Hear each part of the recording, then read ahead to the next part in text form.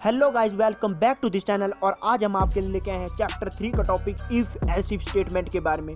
तो आइए सबसे पहले देख लेते हैं इफ एल्स इफ स्टेटमेंट का सिंटैक्स। तो आपको सबसे पहले लिखना पड़ेगा इफ कीवर्ड, उसके बाद आपको लिखनी पड़ेगी कंडीशन जिसके ट्रू होने पर इफ ब्लॉक वाला कोड एग्जीक्यूट होएगा। सिमिलरली आपको एल्स इफ के लिए करना है, अगर कोई भी कंडीशन ट्रू नहीं है तो एल्स वाले ब्लॉक का कोड एग्जीक्यूट हो जाएगा। तो इसको समझने के लिए लेते हैं एग्जांपल। जैसे कि पिछले सिनेरियो में मयंक भाई की 2 गर्लफ्रेंड थी, और तो अभी मान लेते हैं कि मयंक भाई की 3 गर्लफ्रेंड है। जो नेहा है वो बहुत ज़्यादा एक्सपेंसिव गर्लफ्रेंड है, जो सावित्री है वो मीडियम लेवल के खर्चे करवाती है, और जो रेया है वो सबसे कम खर्चे करवाती है। तो मयंक भाई को जाना है उनके साथ घूमने के लिए, लेकिन मयंक भाई डिसाइड नहीं कर पा रहे किसके साथ जाए। तो अभी हम एक कंडीशन बनाते हैं, अगर मयंक भाई की पॉकेट मनी ग्रेटर देन 3000 है तो चूज कर रहा होगा मयंक भाई नेहा को। अगर उसकी पॉकेट मनी 1500 और 3000 के बीच लाई करेगी तो चूज कर रहा होगा सावित्री को। अगर उसकी पॉकेट मनी 1500 से कम है तो मयंक भाई जाएगा रिया के साथ।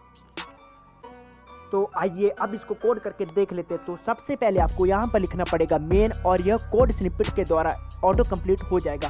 तो अब मैं यहाँ पर एक वेरिएबल बनाता हूँ इंट pm के नाम से, और printf फंक्शन के अंदर लिखता हूँ एंटर मयंक्स पॉकेट मनी।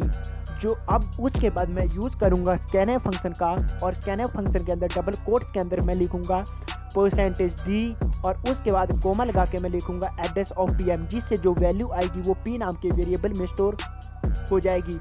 उसके बाद मैं यूज़ करूँगा इफ़ एल्स इफ स्टेटमेंट के बारे में, और मैं जैसे यहाँ पर इफ़ एल इफ लिखूँगा ये ऑटो कंप्लीट हो जाएगा। अब मैं कंडीशन में लिखूँगा अगर पॉकेट मनी ग्रेटर देन 3000 है तो चूज़ करेगा नेहा को, और एल्स इफ के अंदर लिखूँगा अगर पॉकेट मनी ग्रेटर देन 1500 है और पॉकेट मनी 3000 से कम है तो चूज़ करेगा सावित्री को। तो मैं इसके अंदर लिख दूंगा चूज़ सावित्री। एल्स अगर उसकी पॉकेट किसी भी कंडीशन को सेटिस्फाई नहीं करेगा तो चूज़ करेगा रिया को। तो इसके अंदर मैं लिख देता हूँ चूज़ रिया। तो आइए अब इस प्रोग्राम को टर्मिनल में रन कर लेते हैं। सबसे पहले मैं हेडर फाइल इंक्लूड कर देता हूँ। तो आइए अब चलते हैं टर्मिनल में। तो टर्मिनल में आपको सबसे पहले कमांड देनी होती है gcc। यह मेरा लोड हो रहा है, थोड़ा वेट करें, लोड हो चुका है। अभी हम लिख देते हैं यहाँ पर gcc।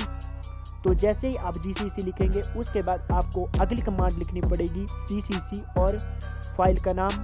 तो उसके बाद आपको लिखना पड़ेगा a.exe। थोड़ा वेट करें, यह लोड हो रहा है। तो आप देख सकते हैं कि यह लोड हो चुका है। उसके बाद लिखिए a देन टैब दबाएं, यह ऑटो कंप्लीट हो जाएगा। तो जैसे कि आप देख सकते हैं ये दिखा रहा है एंटर मयंक्स पॉकेट मनी। तो जैसे मैं एंटर करता हूँ 4000 तो बता रहा है चूज़ नेहा को। उसके बाद दोबारा रन करता हूँ तो आप देख सकते हैं ये दोबारा बताएगा एंटर मयंक्स पॉकेट मनी। अब मैं एंटर करूंगा 2000 तो ये बता रहा है चूज सावित्री। अब मैं दोबारा से इसको रन करूंगा तो अगर मैं पॉकेट मनी 1000 करता हूं तो ये बता रहा है चूज रिया।